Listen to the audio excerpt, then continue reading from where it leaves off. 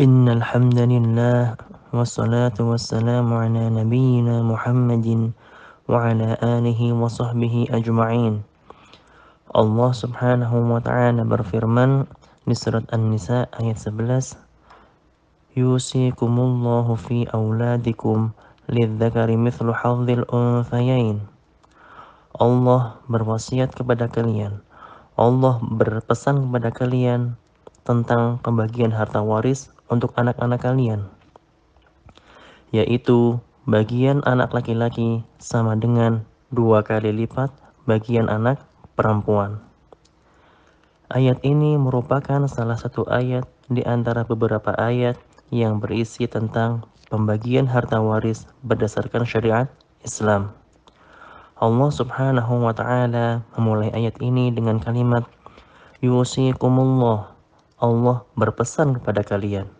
Artinya Allah mengamanahkan kepada kalian tentang hak pembagian harta waris. Di sini kalau kita ambil ilustrasi, walillahil mathalul a'la, misalkan kita mengamanahi seseorang harta, katakanlah 500 juta. Wahai fulan A, saya ada dana 500 juta, tolong sampaikan kepada 5 orang dan masing-masing mendapatkan 100 juta.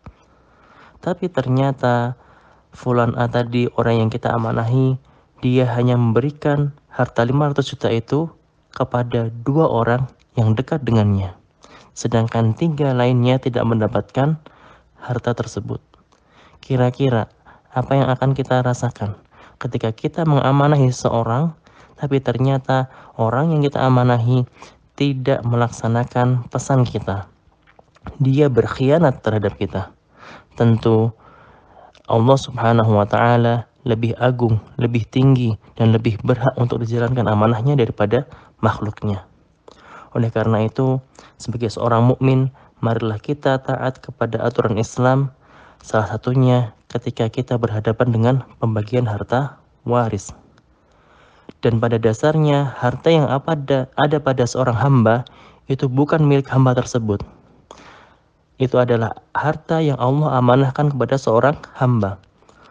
Allah Subhanahu wa ta'ala berfirman di surat Al-Hadid ayat 7, Aminu billahi wa rasulih.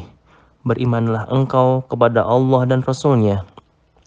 Wa anfiqu mimma ja'alakum mustakhlafina fih.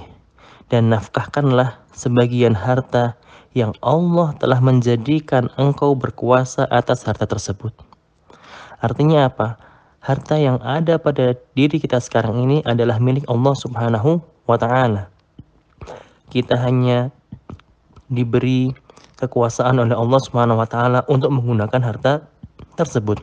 Dan ketika kita wafat, maka pembagian harta tersebut harus sesuai dengan amanah yang memilikinya, yaitu Allah Subhanahu wa ta'ala.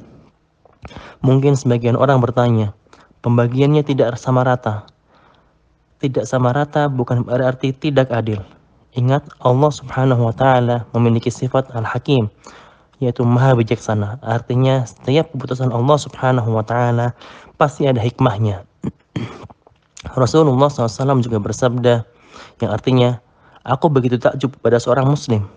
Sesungguhnya Allah tidak menakdirkan sesuatu untuk seorang muslim kecuali melainkan pasti itulah yang terbaik untuknya. Demikian, semoga bisa dipahami. Wabillahi taufiq wal hidayah. Wassalamualaikum warahmatullahi wabarakatuh.